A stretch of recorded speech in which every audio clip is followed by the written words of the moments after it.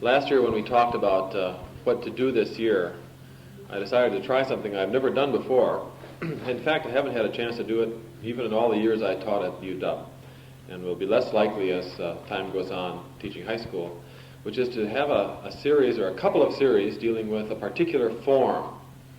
And the form I've always wanted to do, just for the pleasure of reading them and exploring how the form affects the meaning or content, is the sonnet. It's something all of you have encountered one time or another. I don't think anybody here went through high school without having a teacher say a sonnet is 8 and 6 or 4, 4, 4 and 2. And the more I thought about it, the more I thought I would really like to do a little reading up on the sonnet myself and concentrate on it. So what I want to do today is really start at the very beginning, almost as though we were back in sophomores in high school. By the way, they don't learn this in high school anymore.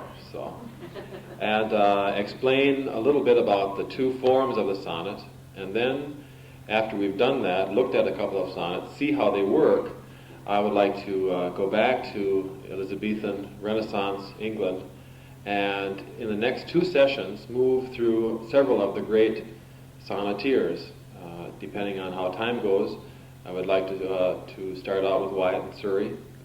Today, as far as we can get, into next week, move up to John Donne, John Milton, Wordsworth. The English language is particularly responsive to this form. And some of the greatest poems in our language are in the form of the sonnet, and most of us remember them as poems and forget that they're sonnets. And so the goal, I think, this fall for me is to get a heightened awareness of the form, since it's a highly structured, demanding form, and remind ourselves of some of the great sonneteers. And in the spring session, we would focus on perhaps the greatest of all sonneteers, Shakespeare, and read into Shakespeare's sonnets. As you know, he wrote a large number of sonnets, some of the greatest of all. So what I want to do is start off with a reading to you just a little bit and set up the form, and then put a couple of sonnets on the board, one in each form, and talk about the form and how it works and what you should expect emotionally when you read a sonnet, because the sonnet demands certain kinds of contradictory responses, I guess you'd call it, from the writer and from the reader, which results in an exceptionally satisfying feeling. I had a student at the UW 3 or 4 years ago who I ran into a couple of weeks ago, and she is herself a poet, and I told her I was giving this session coming up, and she said, "Oh, I'd love to go." She said, "You know, the sonnet is the perfect poem. There's no other poem that's as perfect as the sonnet." And I thought, well, this woman really is on the right track. I mean, she's only 21. So all hope is not totally lost. You probably remember from your own education that there are two kinds of sonnets, and they really are very different in shape. Among academics, one is respectable and one is not respectable. The respectable one is the Petrarchan or Italian sonnet. The non-respectable one is the English sonnet, which is what Shakespeare did so well. I would like to introduce us today to these two forms by looking closely at two sonnets, one in each form. The Italian sonnet is a sonnet which is 14 lines, as you know, and it is a sonnet which breaks up into 8 and 4. It's the octet and the sestet. I want to read you a paragraph from a little book on the sonnet. It's in the series called The Critical Idiom, and this is a short book by John Fuller in which he deals with the two kinds of sonnets and then talks a bit about the sonnet sequence, which is something we won't be able to do in any extended form. He says the main point, the essence of the sonnet's form is the unequal relationship between octave and sestet. In other words, a sonnet is not balanced. And among the variations that poets have done over the years is balance a sonnet, 7 and 7, or go 8 and 8. You might even remember how others have experimented. Meredith, George Meredith, the great novelist, created his own sonnet form, which is 16 lines, and has a great virtue in itself. I hope to read to you a couple of sonnets from Modern Love later on. But Fuller says this is an essential violation of the form. You've got to have that balance. The relationship is of far greater significance than the fact that there are 14 lines in the sonnet. Okay, so it's the imbalance He goes on to say in the same book that Gerard Manley Hopkins' short sonnet, the Curdle Sonnet, which is 12 lines, I believe, but is still unbalanced, is okay, though it's variation as well. Not every quatorzaine, that is 14-line poem, is a sonnet, whereas the structural imbalance of parts preserved in, say, Hopkins' Curdle Sonnet at least acknowledges the characteristic argument or feeling of the form. This bipartite, that is two different structure, is one of, and this is what we'll try to keep an eye on during the next couple of weeks, is one of observation and conclusion, or statement and counterstatement. The turn after the octave, sometimes signaled by a white line in the text, is a shift of thought or feeling which develops the subject of the sonnet by surprise or conviction to its conclusion. And one of the games or the pleasures of reading a sonnet is keeping your eyes peeled for the turn, T-U-R-N. It's the major point in a sonnet. A sonnet says something, and then it says something else. And it's either an extension or a contrast, a result, but it never goes on straight from beginning to end. Occasionally sonnets don't do their turn until the last line, and this writer would not care much for that, even though they may be individually good poems. He looks for the turn around the 8th line in an Italian sonnet. He says, the 8 lines of closed rhyme, which produce a certain kind of musical pace, demand repetition. A, B, A, B, A, B, A, B. His point is that even in those 2 4-line sections, you're set up.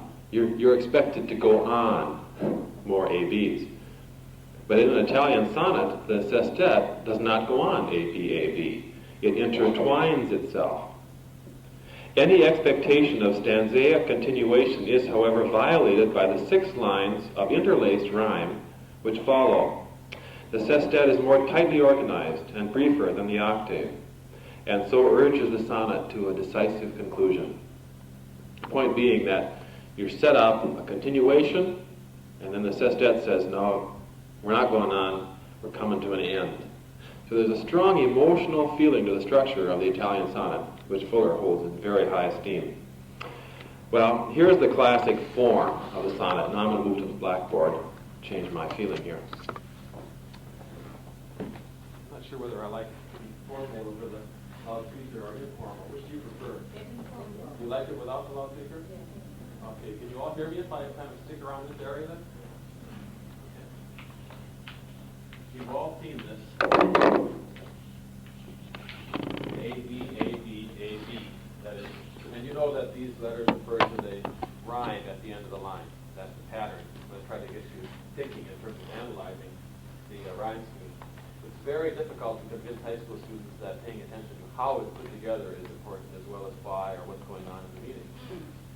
That is the octet. That's followed by a sestet, which would be C, D, E, C, D, E, or some variation of that. The sestet has a large variety of opportunities in front of it. Now, what do you do when you decide to write a sonnet? I'm going to start off with a sonnet to read to you, and then I'm going to put a sonnet on the board, a famous one by Keats, before we go back to the Elizabethans. This is one of several sonnets that I ran across when I was planning for the class. It's by Edna St. Vincent Millay, and it's called I Will Put Chaos into 14 Lines. And I like it because it's, I'm telling you, I'm starting to like Edna St. Vincent Millay, who I never cared much for at all, but she's a wonderful sonneteer, really is. I'll grant you that. She's taking the poet's vision that the 14 lines are predetermined.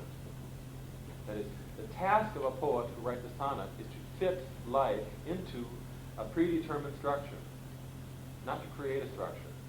So the challenge is very significant to somebody interested in words. I will put chaos into 14 lines and keep him there. And let him thence escape if he be lucky. Let him twist and ape flood, fire, and demon. His adroit designs will strain to nothing in the strict confines of this sweet order, where in pious rape I hold his essence and amorphous shape, till he with order mingles and combines. Past are the hours, the years of our duress. His arrogance, our awful servitude. I have him. He is nothing more than less than something simple not yet understood. I shall not even force him to confess or answer. I will only make him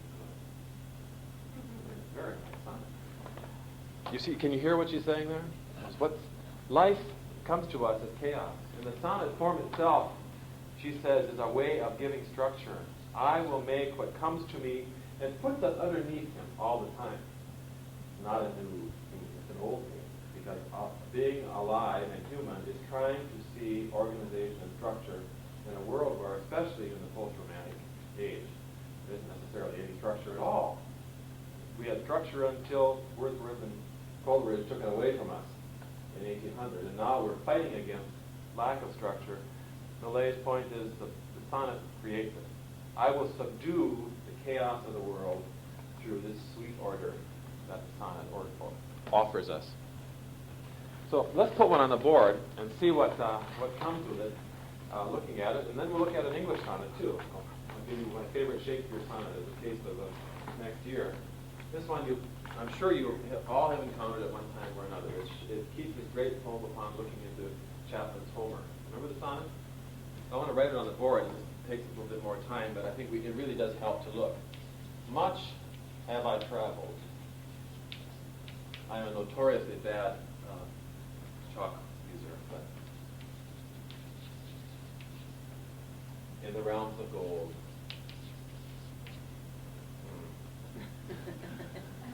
That away. In the realms of gold. Very useful. And many goodly states and kingdoms seen.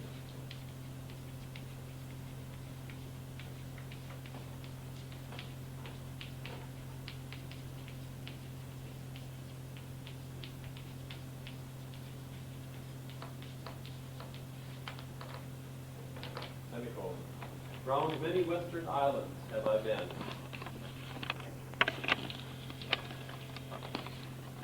Fealty to Apollo hold. So initial quatrain in the first 4 lines, isn't it? It's gold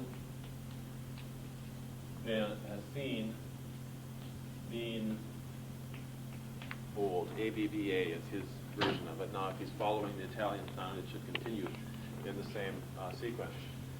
Oft of wide expanse had I been told, ruled as his domain. I like some watcher in skies. When a new planet swims into his eyes, his ken. Or like stout Cortez, when with eagle eyes he stared at the Pacific, and all his men looked at each other with a wild surmise, silent upon a peak of area. Now, if you remember that sonnet, you remember that it's historically totally wrong, isn't it? What's the error? Magellan. Remember the error? Magellan. It wasn't Magellan. It was somebody else. It was Balboa. Right. So I'll never forget reading this the first time in college, and the teacher saying what an absolute idiot Keats was. Right. He should say like stout Balboa. That's a 3-syllable word. You can't have a 3-syllable word in a sonnet at this spot.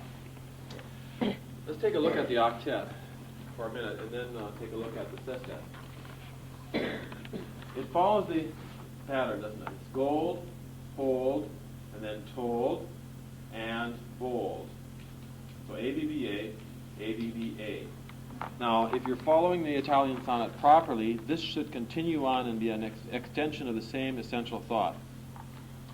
And it's an interesting phenomenon because it plays, as sonnets often do, on extended, almost metaphorical qualities all the time. Sonnets are famous for working on contrast. Right? The real travel we're talking about is not travel, is it? It's not land travel.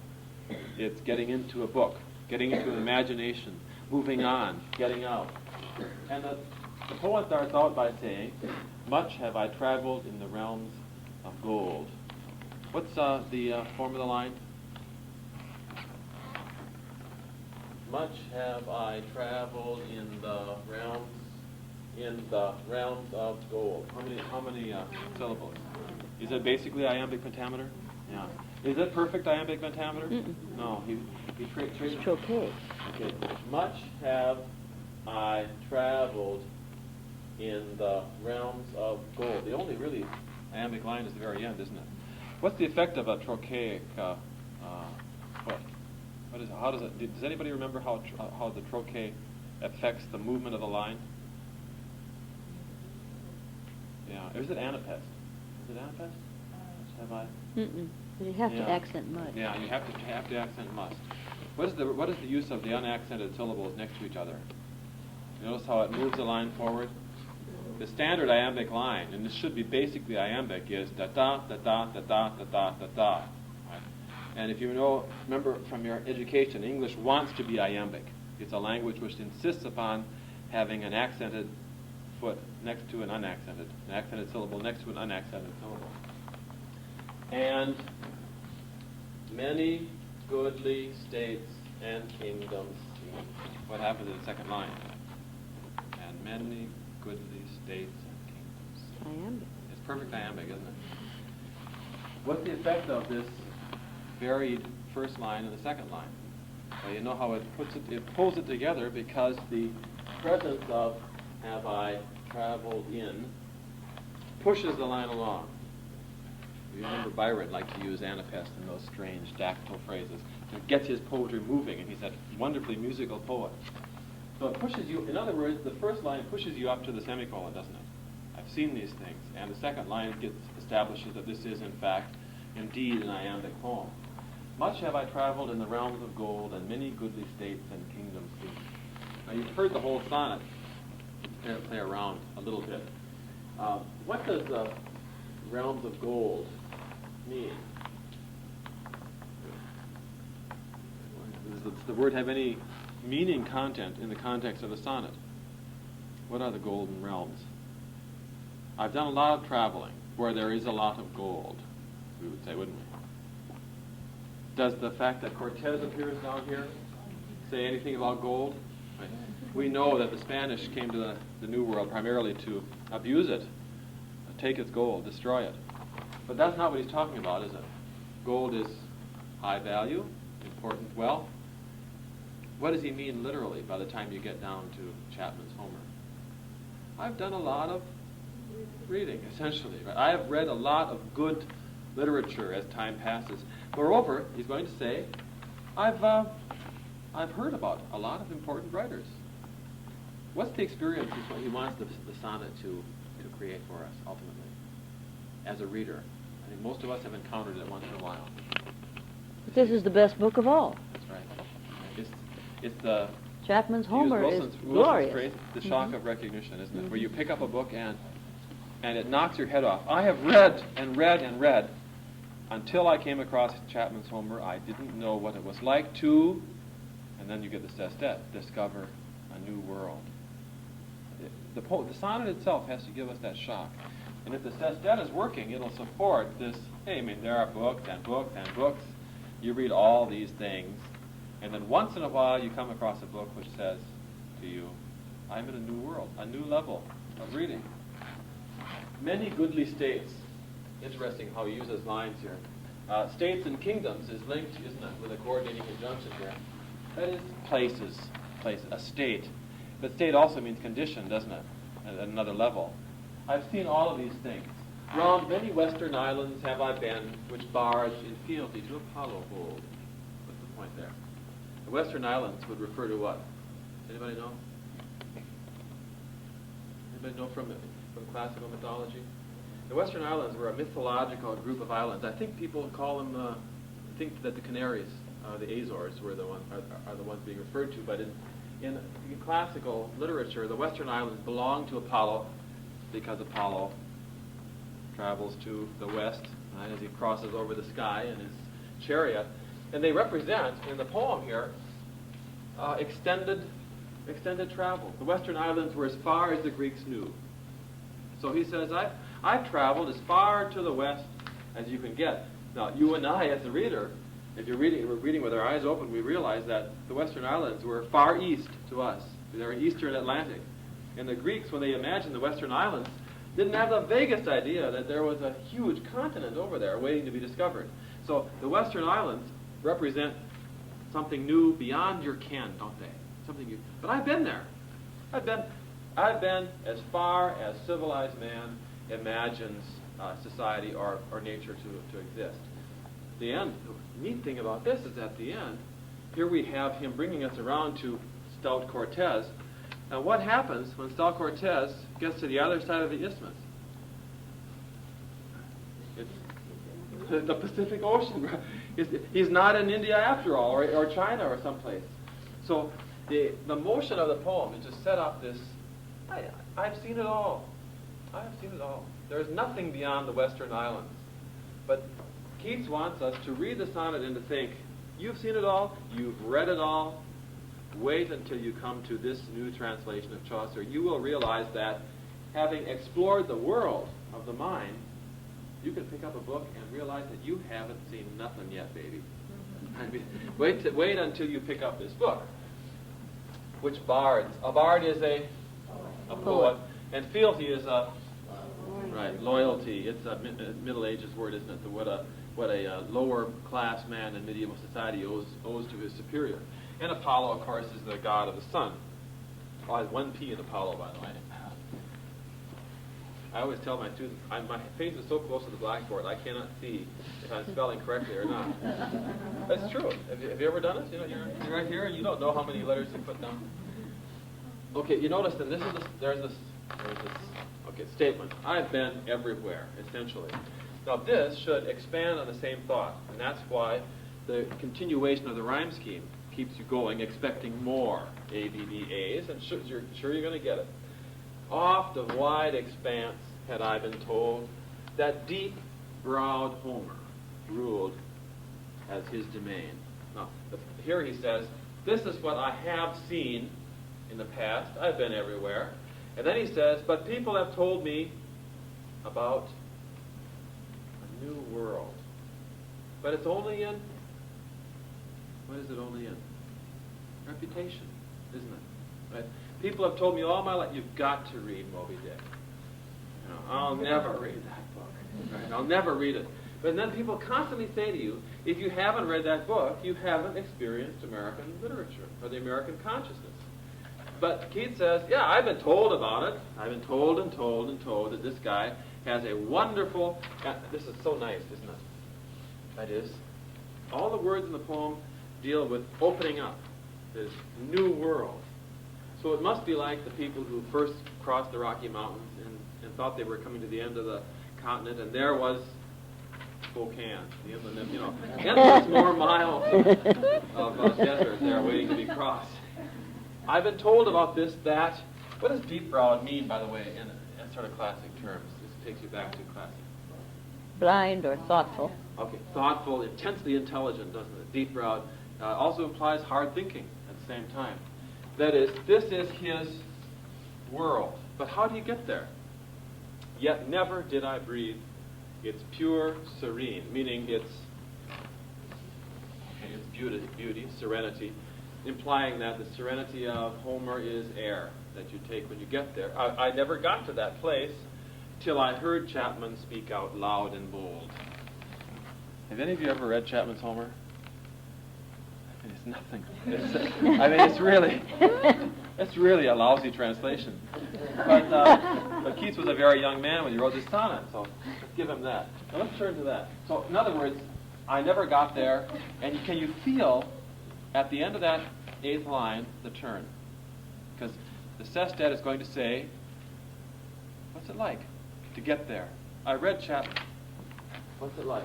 Chapman doesn't even live, I think, today, except in this one sonnet. And you get the octet is nothing, because the sestet is everything in this particular sonnet, isn't it? It's a beautiful sonnet. Then I felt like some watcher of the skies.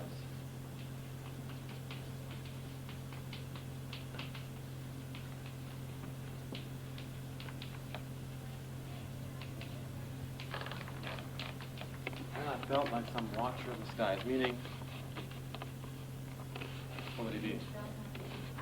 Then You're right. Felt I. Then felt I. Yeah. Like some watcher in the sky. What's he referring to here? Astronomy? Looking for a new planet? He's trying to find an image that will bring us to the farthest reaches of excitement. The man who discovered Uranus, Neptune, Pluto, up there. When a new planet swims into his ken.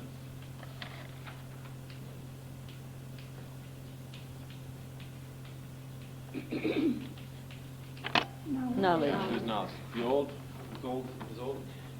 It doesn't mean actually vision. It means knowledge itself. I know this. To have something swim into your knowledge, but we know it's into its sight. You're right. But still, it's now I know something new. Or like stout Cortez.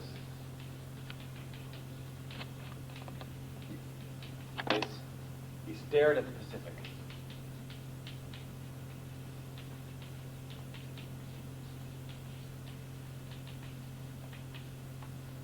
And all his men.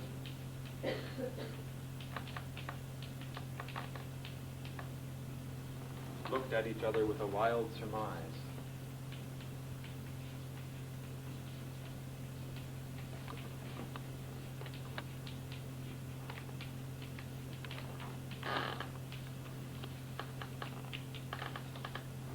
Silent upon a peak and berry.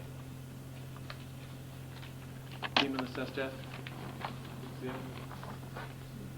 C. C. Skies. D. D. C. Men. C. D. Surmise. C. C.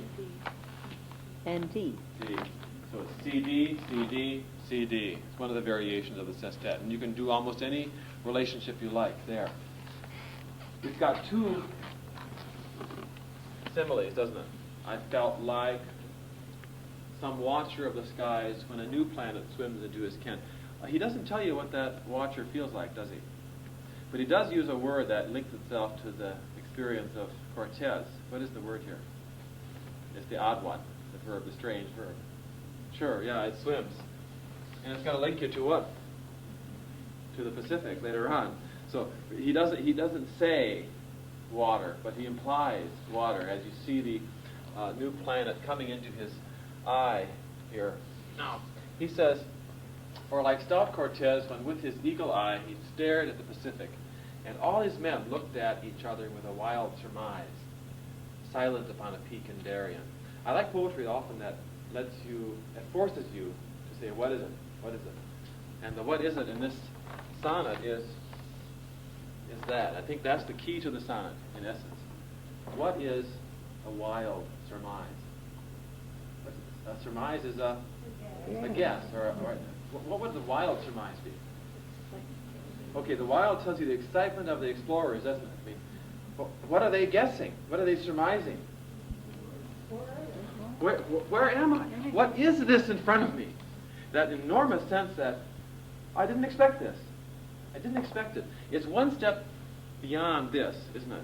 Because an astronomer who's watching the skies is actually looking to find something new, isn't he? He doesn't know if he's going to find something new, but the only reason you look at the sky is to see if you can catch something new there. So this line, these two lines, give you expectation.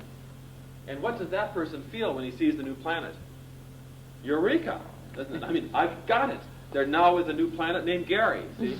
I've got one there. So this gives you expectation. This gives you astonishment, doesn't it? The two similes reinforce each other. And the surmise is that wonderful sense that, do they know where they are? They don't know where they are. They thought that they would just get on a trail and you'd just keep trailing along and then you'd come across Bombay or Calcutta or someplace. And here you are, Balboa, staring at this enormous expanse of... Now, what word in the third line gives power and astonishment, I guess you'd say, to the fourth and fifth line, the fifth and sixth lines? Well, eagle gives you that sense of vision, right? Seeing far. And what does that have to do with Pacific? See, you don't need eagle eyes to see the Pacific.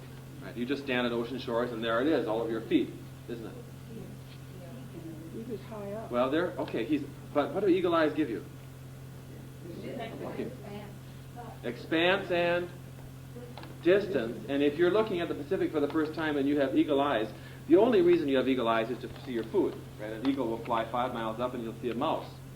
If you have eagle eyes and you're looking at the Pacific, what do you see? Water. That's all you see. Water. Right? That is, eagle eyes are useless, except that, right? This man should see something. You should see the other side of the lake, shouldn't you? But it's not a lake. It's the Pacific. The implied quality here is that he's staring and looking to see, I've got to see the other side of this lake. But he's not. He's looking at the Pacific, and there's only Japan over there. And he doesn't know it. So the eagle eyes are useless at this point. But there's another word in there that I think that really... Sure. I mean, always ask yourself, you have a right as a reader to demand of a poem, if not of a poet, that the words justify themselves. And if a word can't give you a reason for being there, if it's a substantive word, it shouldn't be there. Right? It's like Chaucer, who was a wonderful poet, but he gets lazy. You know, Chaucer. I'm doing Chaucer right now, The Wife of Bath's Tale in high school, and you think that's not a delicate job. Right? Every time Chaucer gets tired of writing a line, he writes for the nonus, right? Because it fills out a line. He's got half a line, he can't figure out. He's for the nonus, which means, as it were, or for now. And in 99% of the times, it doesn't have any meaning at all in the line. It just fills it out so we can go on and do something else. Well, Homer nods. Chaucer nods, too. But in a sonnet, you don't have a right to nod at all.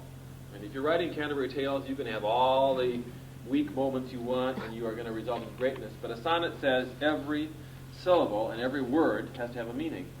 And you can take something like this and ask yourself, why say stout Cortez? What does that have to do with it? Well, it has a lot to do with it because it gets us back to, and all his men looked at each other with a wild surmise, silent. What does stout mean? Okay, specifically, what does it mean, though, as a term? If I said, okay, it means staunch, right? Stubby. Muscular, stubby. He's an explorer. Is this man a delicate, ephemeral, weak thread of a romantic poet? No. I mean, what does it take to stun Cortez? You know that Keats himself dropped dead of leukemia at the age of 28. You expect romantic poets, or Rainer Maria Rilke, he puts his finger on a rose, and oh, what a way to go. So, if you're thinking romantic poetry, and you're reading this sonnet, you've got to have a poet convince you that this is something so enormous that John Wayne would have dropped over, right, at the sight of it. He just could not. And so stout is important here. It's not that sort of weak, thin man. No, this is an explorer. I mean, his job is to explore. His job is to find new things. But we're one step up beyond, and we're entering Homer's world. This is about what it's like to read Chapman's Homer. I think students read this sonnet and they think it's about Cortez. It's not about Cortez. It's about reading a book. And he's saying, reading this book is like being Cortez. The way this man felt when he, beyond any possibility of what he expected. And what's the response? He and his men, all these crude, rough Spanish explorers. Silence. What can you say? Stunned. Yeah, that's right. Stunned. What is the location of this? It's down in Panama, in that area, northern Colombia, I think. I'm not sure about that. Isn't it in Panama? It's one of the very narrow straits in Central America. So they had not gone a great distance when they found the Pacific. Yeah. But of course, ultimately here, see, it doesn't make any difference if you're talking about Cortez, and he's wrong, is Balboa, and the Pacific is irrelevant, and so is Darien. I mean, that's just the historical, emotional background behind it. So this is a beautiful sonnet. Can you feel the turn? And I want to tell you what it's like to read this book, he says. He was about 18 when he wrote that, I guess. Here's a modern Italian sonnet, which I know two of my audience have heard. I read it this morning and ran it out. And it's so nice that I thought I'd read it to you just to show you what a 20th century poet does with a form. And this is a strict Italian form. It goes why, lane, rain, sigh, A-B-B-A. Reply, pain, again, or again, cry, A-B-B-A. Tree, one, before, gone, me, more. So tree, C, D, E, D, C, E. She varies it that way. This is Edna St. Vincent Millay. What lips my lips have kissed, and where, and why, I have forgotten, and what arms have lain under my head till morning. But the rain is full of ghosts tonight, that tap and sigh upon the glass and listen for reply, and in my heart there stirs a quiet pain for unremembered lads that not again will turn to me at midnight and cry. Thus in the winter stands the lonely tree, nor knows what birds have vanished one by one, yet knows its boughs more silent than before. I cannot say what loves have come and gone. I only know that summer sang in me a little while, that in me sings no more. 20th century sonnet. And it's crucially Petrarchian in its form. And it's so beautifully written, as a good poem should be, that you don't even hear the rhyme, do you? You try to get high school kids to read and subsume the rhyme into the syntax, into the meaning. Almost impossible. And especially when they're reading Chaucer, because the words are hard enough for them. But here the form brings it in, and she's got, just as Keats does, a comparable sestet. She says, I'm thinking of the lovers I've had. I'm not going to have them anymore. I want you to feel what it's like. And what is it like for her? It's like a tree that remembers somewhere in its wood or in its leaves that once there were birds in there. Now they're gone. They're not coming back. A beautiful sonnet. Very nicely done. All right, let's try another form. That's the Italian sonnet, 8 and 6. The author of that little book that I was reading from disparages the English sonnet. He doesn't like it because it violates what I was reading to you earlier, which is the important imbalance, 8 and 6, that a sonnet has to work. The feeling of an impulse to a conclusion that he believes is implicit in the Italian sonnet. The English sonnet was created pretty much for us by Shakespeare, and he is the great writer of English sonnets. It's still 14 lines, but do you remember the sequence? Yeah, 4, 4, 4, and 2, which would be a couplet. The couplet having a very strong rounding off sequence. He says, as well as any, the first quatrain, A, B, A, B. The second quatrain would not continue A, B, A, B, the way the Italian would. It would move into C, D, C, D. The third quatrain would be E, F, E, F. The fourth quatrain, G, G. So that you would have a new rhyme at the end. I'm sure that you and I probably do not agree with him that the Italian sonnet is lesser or worse. It's just different. Pardon me, the English sonnet is just different from the Italian sonnet. I want to put a Shakespeare sonnet on the board because it's one of my favorite sonnets, and I think we'll feel that the turn is still present. It's just present at a different place. It's an alternative. This is the sonnet by Shakespeare, That Time of Year Thou Mayest in Me Behold. 141. Do you remember the sonnet? Have you all heard it? Okay. It's the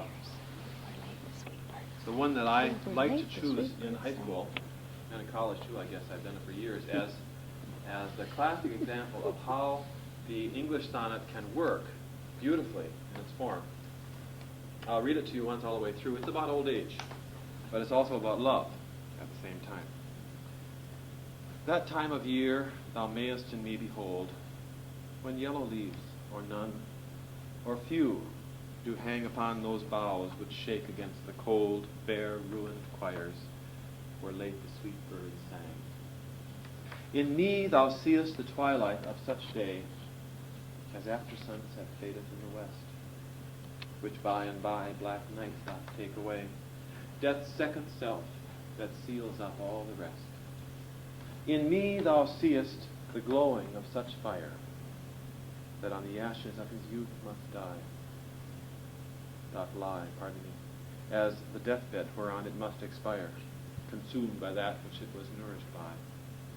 This thou perceivest, which makes thy love more strong, to love that well, which thou must leave ere long. The last line, I didn't hear it. To love that well, which thou must leave ere long. It's a beautiful, beautiful sonnet about love and old age, combination of the two. I'm getting on in years, but the neat thing about this sonnet is its structure and how he brings us quatrain by quatrain closer to the couplet at the end of the poem. Let's start out by putting it on the board. That time of year, thou mayest in me behold, when yellow leaves or none or few.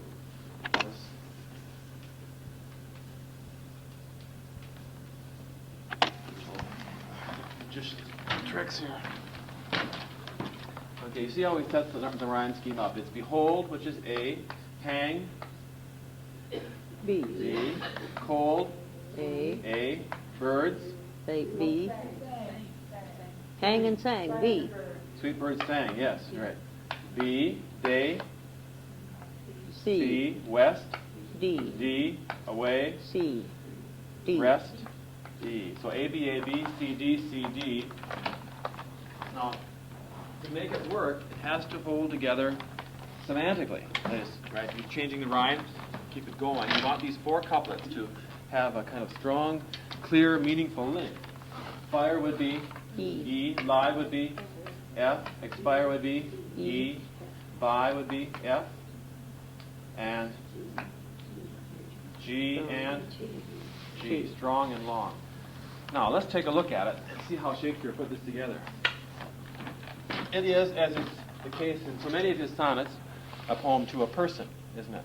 Unlike Keats' sonnet, which is sort of open to anybody who wants to read it. He's talking about someone who loves him. And what kind of love is being expressed at that particular moment in their relationship. So where do you see the other person? All right, yeah, right. You see it right here, don't you? The thou. Somebody in particular. It's more important as you go on because the thou is repeated all the way to the end to remind us that there's a pairing, a coordinating of these various quatrains. That time of year thou mayest in me behold, when yellow leaves, or none, or few, do hang upon those boughs which shake against the cold, bare ruined choirs where late the sweet birds sang. First quatrain. In other words, what time of year is he talking about in normal English? Okay, he's talking about the fall. He's saying, look at me and you see represented in my age that time of year when fall occurs. So, but let's look at it more closely. You can look at me and see when yellow leaves, or none, or few, do hang. Do you notice anything interesting about that line? What is it? Okay. Okay, it should go where? Okay, it should be when yellow leaves, or a few of them, or none, do hang. Okay, why does he do this? Why does he say yellow leaves, or none, or few, do hang? Why would he go back? Okay.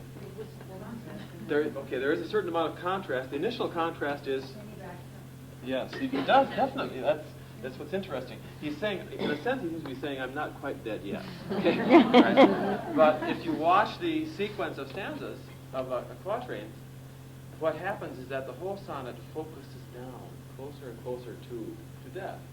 And the first one, it's almost as though he's trying to find that moment that brings you an indication of end times, but not yet quite there.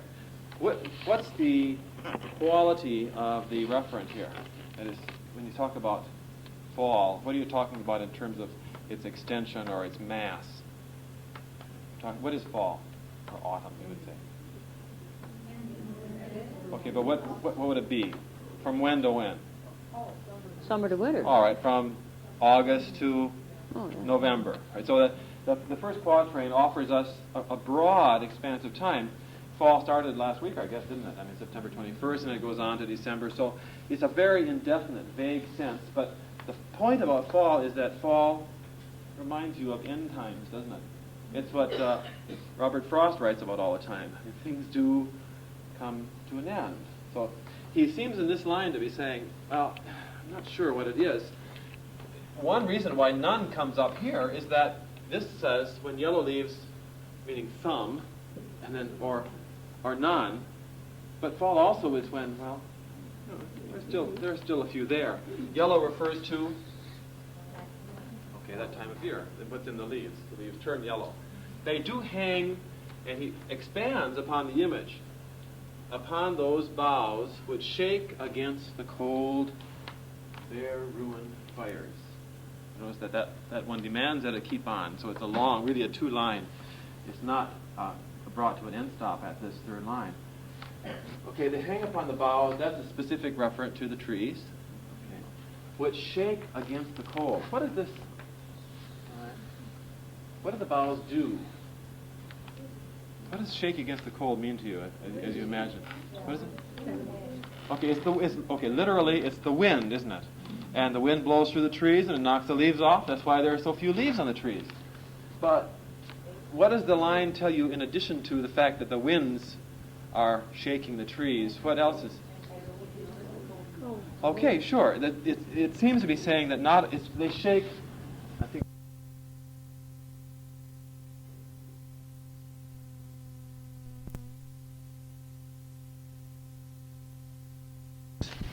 cold, and then you get this very interesting sequence of root words.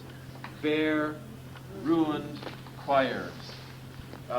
If you're interested in the way the poem works in terms of stress, you notice he gets a shake against the cold, bare, right? It's not da-da, da-da, da-da. He keeps that, is it a sponde, isn't it? That starts right off. Bare, ruined. And the end, even though it's technically, right, there is technically a second syllable there, I don't think it really is. I think it is upon those boughs which shake against, perfect iambic, isn't it?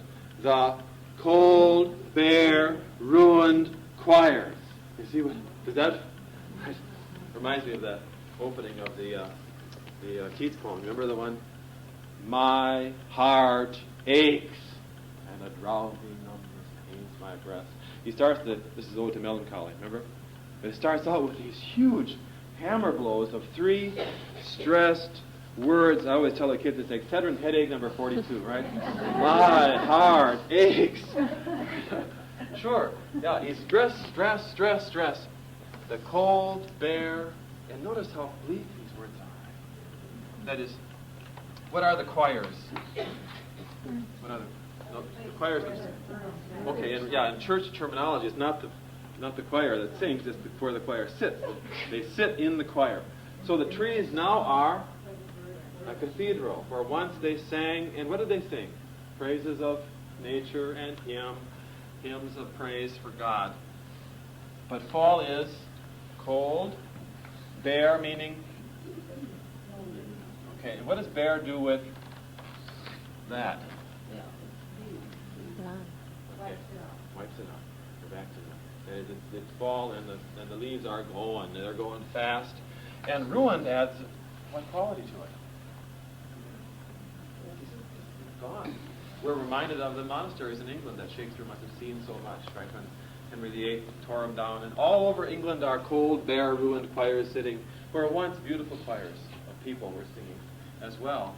Where late here means recently, yes, the sweet birds sang. Well, that's a pretty interesting. But he's not done. The quality that makes the English sonnet, I think, work so nicely is that it adds, the quatrain adds to quatrain. And now he's going to bring on another variation. Let's see if you can hear the turn at the end. And me thou seest the twilight of such day, as after sunset fadeth in the west, which by and by black night doth take away, death's second self that seals up all the rest. Is this quatrain more or less despairing? You think it is? Why? Okay. Yeah, I think it's closer to death, but not so horrifying, is it? Right? That's true. That is, this is horrifying. Cold, there, ruin. choirs. That is, this Can't opening beat quatrain their is just ruined shaking with the feebleness of old age, isn't it? Hard. And wanting to be strong. This one, yeah, it's more beautiful, actually. What's happened to, if this is about autumn, what's the second quatrain about? No? No? It's evening, okay. So we've narrowed our focus down from 3 months to 1 day, at the end of a day. So a lifespan is not a year in the second quatrain, it's from morning to night. It's coming. I'm not sure the last one. Second cell. You want to know what that is? Wait till we get to it, and I'll tell you. Yeah, we're going to plow through it. I'm not done yet. Yeah. Yes, definitely. Yeah, I think those are really powerful lines. Ruin is especially, because ruin implies why? Ruin implies something taken from its natural state. But the poem has to point out that ultimately, the whole poem has to say it's a process we all go through. Mark Twain said old age is wonderful when you think of the alternative. Right? So, and he was right, wasn't he? Because you don't want. So yes, but it's still in prospect, maybe something like this. So you notice what's happening here. In me thou seest. What is he doing here? Okay, and it goes right back. It gives you thou mayest in me behold. So there that second quatrain is saying, I am entering the stage.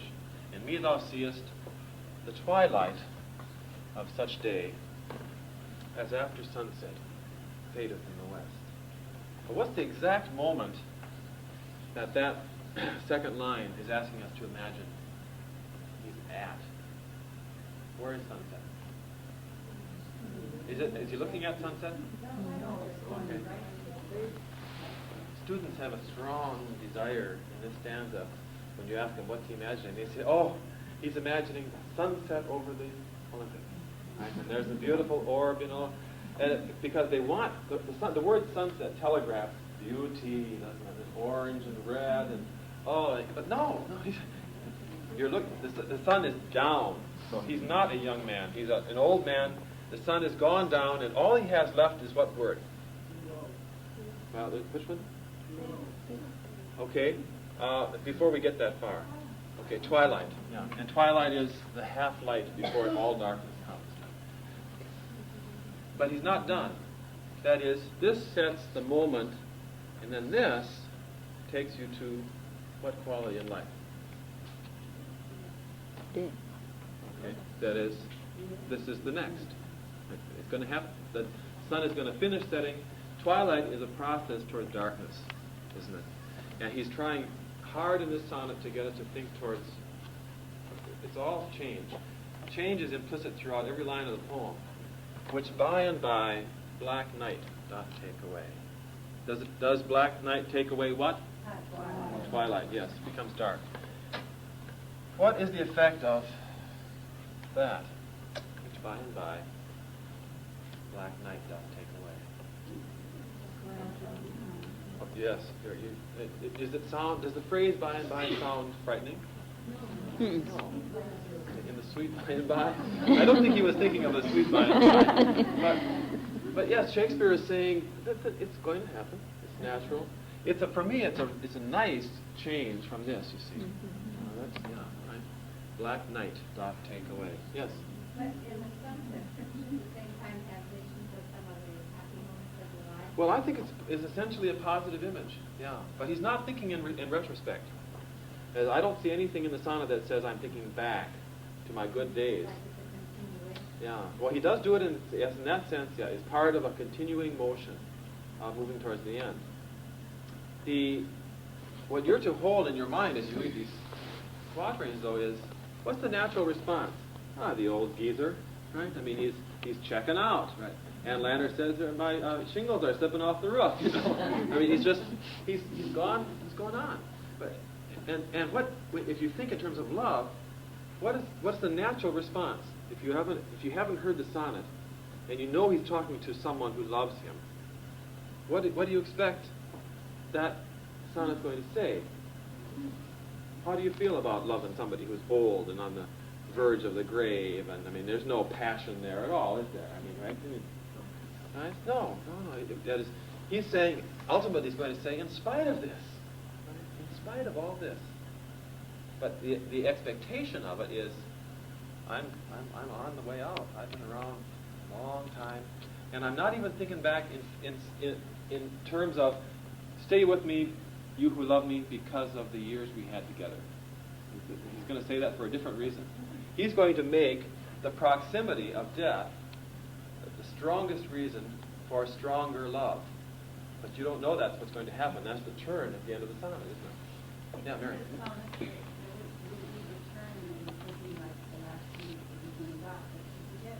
You could do that.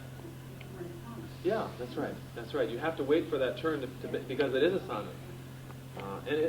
What the turn does then is deny the natural sequence of logic. Right? I mean, hey, you look at me and you see this old geezer, and therefore you say the old geezer. Right? But no, he's going to say, you look at me and you love me all the more because I'll only be around for a short while longer. So it's which by and by, black night doth take away. Is this frightening? Black night doth take away. Does it personify night? That is, give night a human quality to it. There's a touch of it, isn't there? As though it were coming. In fact, here you get death's second self. Seals of all the rest. In this age, I think it's black night as much as Shakespeare. It's not so black for us, is it? Not so black. Yeah, I've read that Seattle is one of the lightest cities in America at night. Yeah. Interesting, yeah. In his day, black night would really turn the country black. Yeah. Now, to get back to her question, what is that? What is death's second self? Well, but here's black night, though. Sleep. All right, it's the death of the day, and specifically, Sleep. It's sleep, isn't it? This is antique, classic literature, going back to the Greeks and Romans. Morpheus and whatever his name is, Death himself, are similar. And you'll find a lot of poems that talk about sleep as though it were death. That is, sleep is our practice for death, traditionally. And so it's right in line. Nobody would be really surprised in Shakespeare's day at this line. What I like about it here is that, what's the purpose, and it's the key word in the sonnet, in the quatrain, what's the purpose for night? Night. I mean, what is night for? What is death for? I mean, there are to rest, come back. It's a very warm word after you've read words like this, you see, which is a final word, isn't it? Ruin means beyond repair. But night as rest is simply, you wake up feeling all the better. Now let's flip over and see what he does in the third quatrain, where he gets even more interesting, and the sonnet holds itself together well. In me thou seest the glowing of such fire. What does he do now at the beginning of the line of this quatrain? Oh, but I'm in terms of continuation. No, I mean before that even. I mean, he's keeping us going with, he's telling you third quatrain. All right, he repeats it, doesn't he? And now you're starting to realize, if you haven't thought up to this point, that he's really speaking to an individual, the thou, the you. Do you know what the thou means to him? Is to use the word thou. It's the second person familiar of Middle English. And that means he's speaking to what kind of person? The dark lady. Could be the dark lady. But who do you use thou to? Close to you. Someone who's close to you, a child or a close friend, a wife. You do not use thou to a superior or to someone you are unfamiliar with, do you? If he were speaking to a superior, he would have said you. So this makes the poem more intimate. You realize there really is a thou here. You know that the King James Bible, when it says, Our Father who art in heaven, hallowed be thou name, the translators are trying to bring God close to you. God is somebody you can say, you're my buddy to. It isn't an attempt to elevate God, it's an attempt to bring him down. That's what's happened to language. We've turned it around. 300 years. So you see, and now we come, the glowing of such fire. Okay, let's take this word. Well, maybe we should wait a second before we do. You start out with the span of a season, then you have the span of a day, and now you have the span of a fire. Not a whole day, but you light a fire, it burns brightly, and then it burns out. So he's pushing us, like pressuring us down. Life is like a fire, not a season. I'm a fire now. Where have we seen connect? I wish I had one black. No, it would go all the way up. What could I connect the word glowing to? Not yet. Going backwards. You're right, though. Ashes in a minute. Okay. Sunset, first of all, which has just passed. Twilight is another one, and there's even one in the first quatrain. What would it have been? Remember? Right. You got it. Yellow. Absolutely. So the word yellow, he could have said, all purple, right? But he's trying to get that color quality going on. This is a poem which is all on fire, actually. The leaves themselves are on fire at the beginning. So the glowing of such fire that on the ashes of his youth doth lie. What moment is he referring to in the fire? Fresh fire cold chestnut falls, it's Hopkins' line, or something very similar. What moment in the fire's life? All right, are there flames? No, it's when the fire has been allowed to burn, and what does this mean? That on the ashes of his youth doth lie. What does that mean? Okay, what is youth? Burning fire. All right, youth is the flames. So there is a metaphor going on here. Human life is like a fire. You light it, and when you're young, you're filled with flame. You can't burn up fast enough. And as you get older, the flames, die down. You fall in upon yourself, don't you, the way a fire does. But this implies that he's not yet quite out. Right? There's still some heat in the old coals left, apparently. But how close is it? As the deathbed, whereon it must expire. How close is the fire to being out? Yeah. That is, he's implying that in his life he's at the point where he's not going to look any different. The fire, once it crumbles in itself, he's at the point where it's just glowing in the dark. And it will be just like that in the morning, but it'll be dead. He's already lying, in essence, on his deathbed. And notice the continuation here. It's really a lovely quatrain. Consumed by that which it was nourished by. Lovely Elizabethan line. What does that mean? Eaten up by what gave it food, essentially. A fire eats itself up, doesn't it? The harder it burns, the faster it goes until it's gone. It doesn't have anything. Does he say this is what human life is like? No, we eat ourselves up, don't we? I was doing Anne Bradstreet this fall to my American Lit Juniors, and she's got this marvelous poem upon the burning of our house. Have you ever read it? She talks about, she's the Puritan poet from early American colonial life, and it's a lovely poem about how she woke up at night and heard fire, and she walks the next day and she sees all the spots where her house, where things were. There's my chest, there's my bed, there's the table where we sat and told stories. Very painful to read. And the purpose of the poem, as a good Puritan housewife would want to do, is to bring herself around to saying, and wake up, right? Don't put your faith on things of the earth. You have a permanent house on high erect, framed by that mighty architect. And it's furnished and paid for too by him who hath enough to do, she says. Because God has a house for you that's permanent. It won't burn down like this one. And I'm trying to get the kids to see, well, what does she mean by, she says, raise high thy eyes from dunghill mist. And the kids think, oh, dunghill mist. What is a dunghill? And they say, well, it's manure, Mr. Culbert. Well, okay, but what a dunghill mist? It's a lovely image. What are dunghill mists, by the way? Okay, it's steam, and when you see mist on a dunghill, what are you seeing? No, not so much that. Okay, it's heat, and the heat is coming from decay, and decay is No, they're already dead. But what is decay? Literally, it's burning. It's just burning slow, that's all. I mean, really, in chemical terms, decay is burning, is it not? And what Anne Bradstreet is offering us is a moment to think. You put your faith on a home and furniture, it's burning up. She was given a chance to see what you and I have to see only in the abstract, that everything goes. And this house is going to burn up one way or another, just the way the dunghill heap is burning up. And if you're a good Christian woman, you don't say, my faith is on things of this earth. Even gold and minerals are burning up. Everything on this earth is burning up. So it's all relative, you see. Kids don't like that at all. When I say, you are burning up right now, at the age of 17, you're using up, right?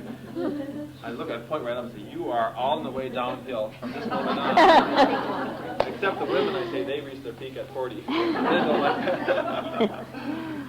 that. So, yeah, see, that is using it up, burning it up, your very essence. And then you come to the couplet at the end. This thou perceivest. Now, what's he doing? Even with the couplet. Okay, we've got it again, right? He's changed from behold to see to perceive. Is that an interesting, different word? To perceive something is different from. Okay, what's the difference between perceive and see? Seeing is a mechanical, isn't it? But perceiving is understanding. And then you get the turn in the quatrain, which makes thy love more strong. To love that well which thou must leave ere long. The whole sonnet up to this point is about feebleness, isn't it? Increasing lack of power, lack of life. What is the paradox? Yes, it makes her love, or his love, all the greater because they know that this is coming soon. I'm not going to live forever. To love that well which thou must leave ere long.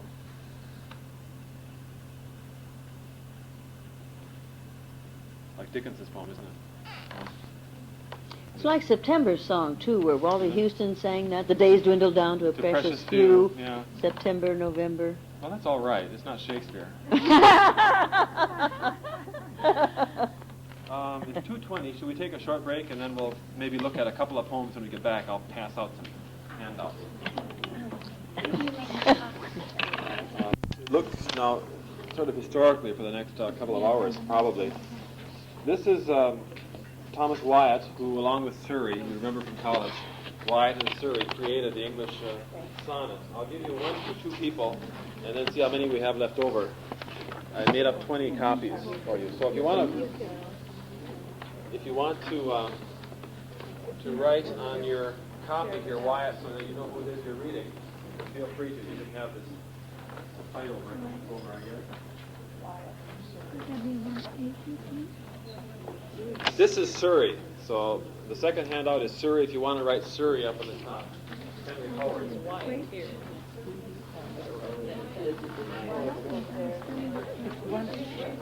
This way. This way. I'll read you another Edna St. Vincent Millay. This is a Millay English sonnet, a Shakespearean sonnet, so you can hear the contrast. You heard one of her Italian sonnets? Here is the rhyme scheme for this one. Drink, rain, sink, again, breath, bone, death, alone, hour, release, power, peace, food, wood. A little off rhyme there. But you hear the four quatrains? And then the couplet at the end. This is Edna St. Vincent Millay. Love is not all. It is not meat nor drink, nor slumber, nor a roof against the rain, nor yet a floating spar to men that sink and rise and sink and rise and sink again. Love cannot fill the thickened lung with breath, nor clean the blood, nor set the fractured bone. Yet many a man is making friends with death, even as I speak, for lack of love alone. It well may be that in a difficult hour, pinned down by pain and moaning for release, or nagged by want past resolution's power, I might be driven to sell your love for peace, or trade the memory of this night for food. It well may be. I do not think I would. Very nice.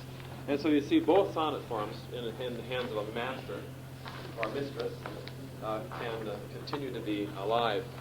I've recommended to students for years who come in with me to speak to me with their own poetry that they try writing in a strict formal verse. It doesn't have to be a sonnet, it can be a rondeau or a villanelle, but just see if you can squirm your ideas into a predetermined form.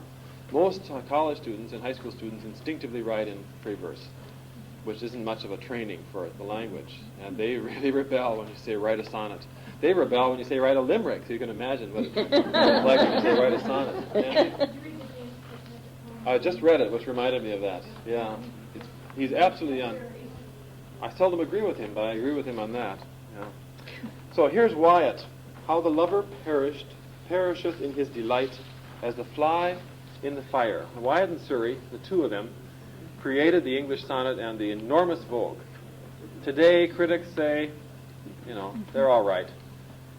They're not masters, but all the same, they do set us in front of what we're looking at, and I think sometimes with real talent. Some fowls there be that have so perfect sight. He would have said fools, but it doesn't sound quite right today, does it? Some fowls there be that have so perfect sight against the sun their eyes for to defend, and some because the light doth them offend, never appear but in the dark or night. Other rejoice to see the fire so bright, and ween to play in it, as they pretend, but find contrary of it they intend. Alas, of that sort may I be by right, for to withstand her look I am not able. Yet can I not hide me in no dark place, so followeth me remembrance of that face, that with my teary eye, swollen and unstable, my destiny to behold her doth me lead. And yet I know I run into the glade, or the fire. Very nice sonnet, I think. Can you run through the rhyme scheme for me and see what he comes up with? You've got sight, which is A, and B, offend is B, night, A, bright, A, pretend, B, intend, B, right, A, able, C, C, place, D, D, face, D, stable, C, lead, E, glede. Okay, now we've got A, B, B, A, B, B, A. Okay, now there should be a turn at that point. He establishes the Italian sonnet, doesn't he? He moves it into C, D, D, C, E, E. What do you notice about the end of the sonnet? What do you notice about it? It's a couplet, right. The point that the author of that little book makes is that right from the beginning, English loves the couplet. English really wants to write couplets. And even Wyatt and Surrey, who established the Italian form, brought it into English, have a tendency as poets to fall into this nice finality of the final couplet. You could even say this was sort of a bastard sonnet, couldn't you? Because it seems to be part and part. Is the turn there, however, at the beginning of the sestet? You feel the shift in focus? Yeah, okay. He sets up. What's the referent here, the connection? The image is, I am like a... What is he like? Anybody? There are varieties of birds, aren't there? I'm like a bird. Which kind of bird is he? No, he's not a barnyard fowl. He gives a series of them. Some birds there are that have such perfect sight against the sun, their eyes for to defend. They're birds who, like eagles, right? They can defend themselves. They don't need the sun at all. They're just perfect. They have wonderful eyesight, don't they? And then there are some, because the light could hurt them, who stay out only at night, don't they? Because they don't have to worry about in the night. They don't have to worry about their eyes being hurt. Owl. Like the owl, sure. And then he says, there are others, fools that they be, right, who rejoice to see the fire so bright, and the fire is the sun, right? And they desire to play in it as they pretend, but find contrary of it they intend. What do they find? There are birds that try to fly to the sun, don't they? And what happens to them? Like the moth. Right, the moth to the flame, absolutely. He says, alas, of that sort may I be. Which of these three kinds? The third one, yes. He's the fool. He's the fool. I am not properly in relationship to the sun. I want what I can't have. And as you will find, if you read much Elizabethan poetry, it's all love poetry. All has to do with the way lovers relate to their beloved. And here you see what he makes the connection in the sesta. There's the turn, away from the image of the bird. For to withstand her look I am not able, yet can I not hide me in no dark place. What does she look like when she looks at him, apparently? She doesn't seem to. Or else she's so beautiful that he can't stand it. And he can't run away. It's only the 19th century and after where increasing numbers of negatives are not acceptable. Did you know that? It's a result of schoolmarm teaching. Someplace in the mid-19th century, somebody got the idea that two negatives make a positive, which is true in electricity, but it's not true in language. And if you remember reading your Chaucer, you know that Chaucer will just pile on the negatives in a line, right? I don't want to see you no how, nowhere, never. And historically, in English, you want to make something negative, you just pile on the negatives. There's nothing wrong with three negatives in a line. And so Wyatt is not yet at the point where two negatives are not acceptable, and what struck you as really bad English is for him perfectly good. When he says, I cannot hide me in no dark place, he means that there's no place for him to go. That double negative it doubles the force of the negative. It doesn't turn into a positive. She followeth me remembrance. So followeth me remembrance of that face. What's his problem? He wants to run away, but... All right, yeah. That's the problem. You fall in love, and she just follows, or she moves away to heaven knows where, right? Timbuktu. And you lie in bed, and there she is, keeping you wide awake. That with my teary eyes, swollen and unstable, my destiny to behold her doth me lead. What does he want to do? Follow her wherever she goes. And yet I know I run into the fire. What's going to happen when he gets there? Burned up. What do you think of that? Do you like Wyatt? Yes. Yeah. Here's one of his famous sonnets on the other page. My galley, charged with forgetfulness. One of my favorite opening lines from this period. My galley, charged with forgetfulness, through sharp seas and winter nights doth pass, between rock and rock. And eke my foe, alas, that is my lord, steereth with cruelness, and every hour a thought in readiness, as though that death were light in such a case, an endless wind doth tear the sail apace of forced sighs and trusty fearfulness, a rain of tears, a cloud of dark disdain, hath done the wearied chords great hindrance, wreathed with error and ache with ignorance. Stars be hid that led me to this pain. Drowned is reason that should me come forth, and I remain despairing of the port. The lover compareth his state to a ship in perilous storm tossed at sea. What phenomenon is he talking about here? He says, I'm like a ship, but what's leading him on?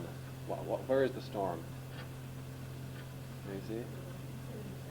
It isn't himself, but what's causing it? Who's directing him on this sea? The loved one, yeah. Right. He feels like a ship with a crazy person at the helm, doesn't he? And you're out in this terrible storm, and everything is falling apart. I mean, it's just, you're going between rock and rock. It's a very nice sonnet of somebody who's really near despair, or cracking up. We would say near a nervous breakdown, perhaps.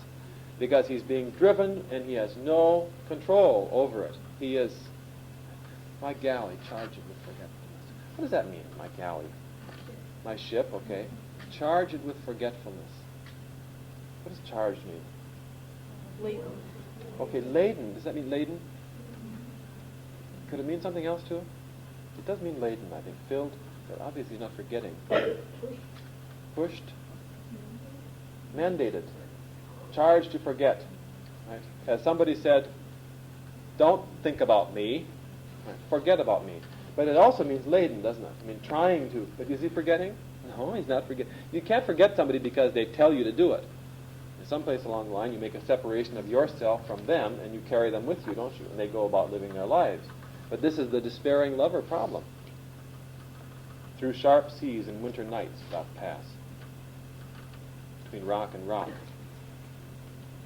And also, my foe, alas, that is my Lord, steereth with cruelness. So that tells you, what's the conflict here? My foe, that is my Lord.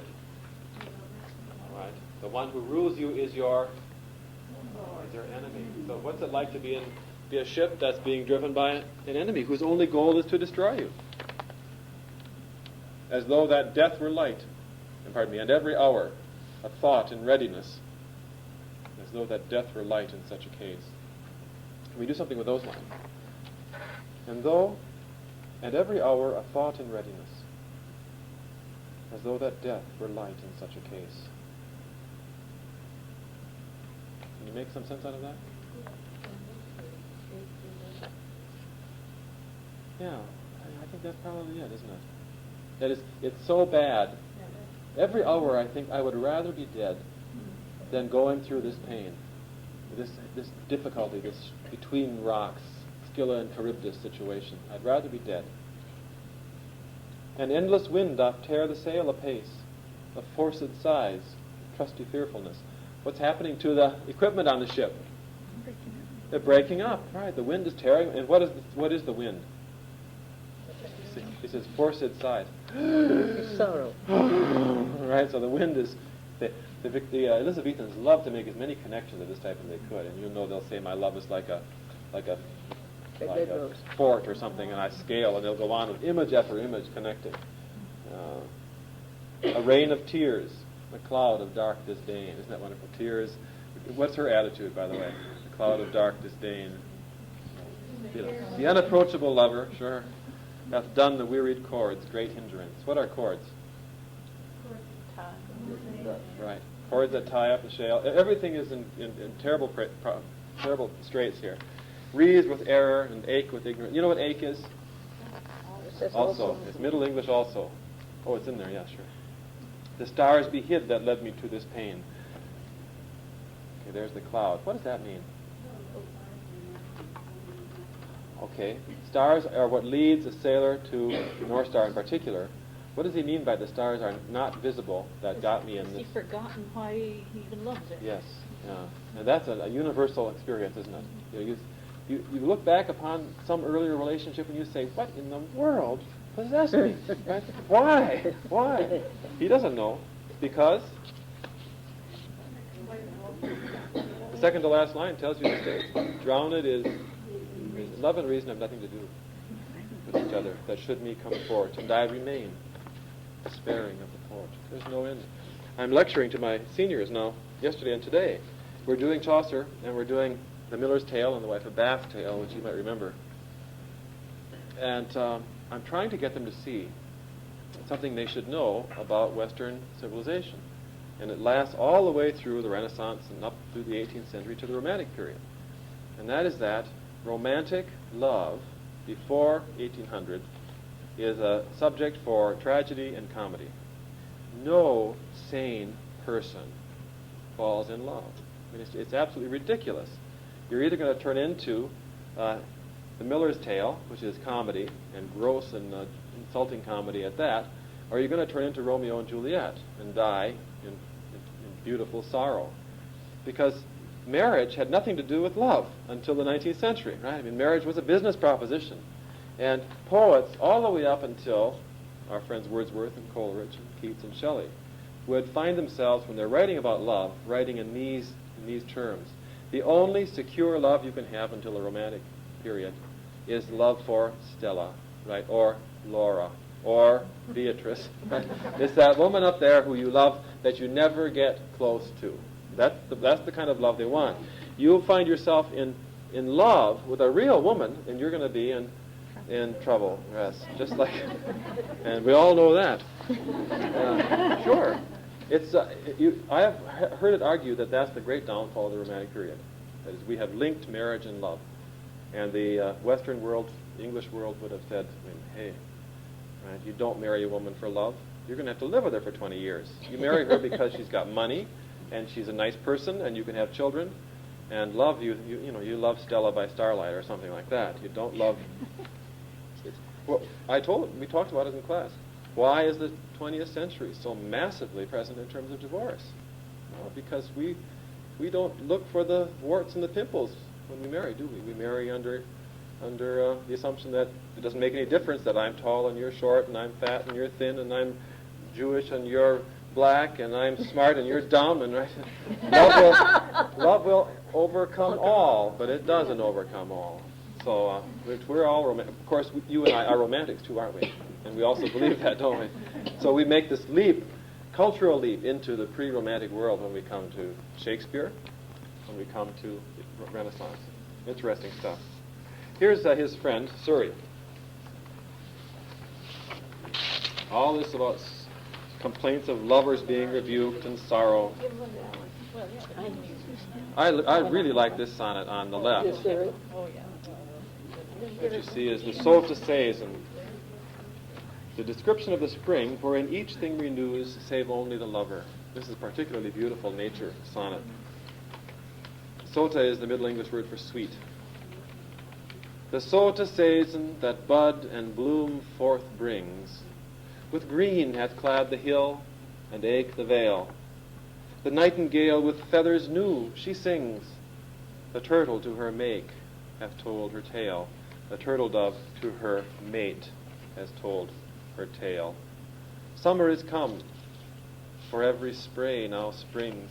The hart hath hung his head on the pail. The buck in brake his winter coat he flings. The fishes float with new repaired scale.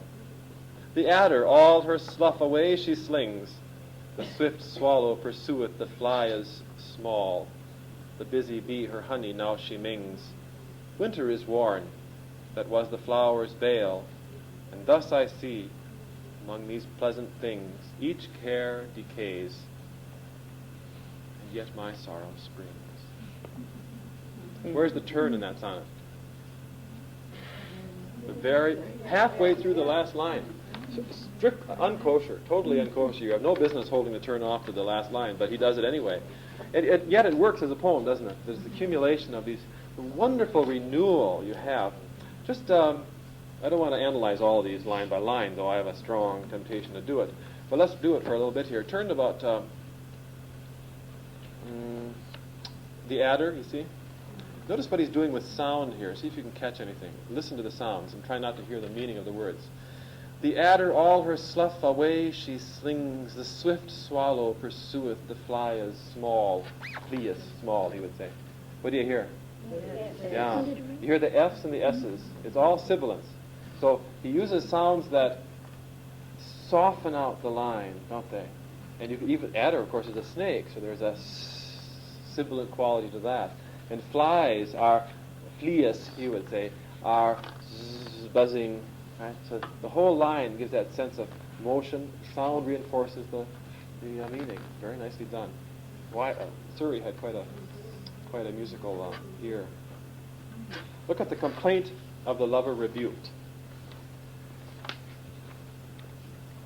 Love that liveth and reigneth in my thought, that built his seat within my captive breast, clad in the arms wherein with me he fought, oft in my face he doth his banner rest. She that me taught to love and suffer pain, my doubtful hope, and ache my hot desire with shamefast cloak to shadow and refrain, her smiling grace converteth straight to ire, and coward love then to the heart apace taketh his flight, whereas he lurks and plains his purpose lost, plains is complains, his purpose lost, and dare not show his face. For my Lord's guilt thus faultless bide I pains, yet from my Lord shall not my foot remove. Sweet is his death that takes his end by love. A classic love sonnet too, isn't it? What does the lover do when the woman says, oh, please? What happens to you in your interior? You go and you hide someplace? Do you then wish, I wish I were someplace else? I wish this hadn't happened? Who is his Lord? For my Lord's guilt, thus faultless by thy pains. Is that her, or is it the love that's forcing him? It's the love, isn't it? See the opening line? Love that liveth and reigneth in my thought. Reigneth tells you that love is the Lord, the one in charge, that built his seat within my captive breast. What has love done to him? Invaded him. Invaded him, right, and put himself in his chest, and he's in charge. His seat means here his Heart. His heart, but what is the seat of the Lord? It's his throne, isn't it? Yes, he's built his throne, his place of power, right in my chest. Clad in the arms wherein with me he fought. Oft in my face he doth his banner rest. What has he done? What does it mean, though, in his face? Right. It's bad enough having love rule you and be in your heart and running you, but we would say he wears his love on his sleeve, right? It's right there. But he says the banner of love is right here in his face. Anybody looks at him and says, that jerk's in love again. You can see it.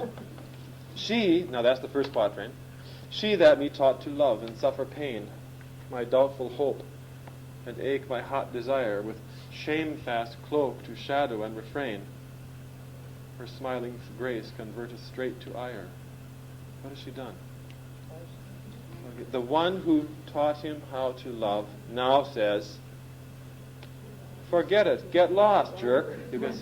And so she starts out by encouraging him through her smiles, and now she's rejecting him, angry, filled with ire. And what is this love which has dominated him? Right? There's so often in this poetry, especially Elizabethan sonnets, you get a paradox. He has become the victim of love, hasn't he? It's attacked his chest or his breast, set up his camp. He's in power there. And then as soon as the woman says, beat it, what does love do? He's a coward, right? Okay, it destroys him, and the minute the woman says go away, love runs off and hides like some kitten someplace in the closet. And coward love then to the heart apace taketh his flight, whereas he lurks and plains, his purpose lost, and dare not show his face. He hides in my heart and complains about, oh, it's all over. Oh, poor guy. But for my Lord's guilt, thus faultless by thy pains. What's the guilt then? What has his Lord, love, done that he feels innocent of? Okay, his cowardice and probably his openness about it as well. Right? If he had been able to keep his love secret in his breast, he wouldn't have had the woman get mad at him for saying something and told him to get lost. So he blames the feeling and says, look at me, I'm innocent, and look what you're doing to me. Right? It's only this thing in my heart that's caused this to happen.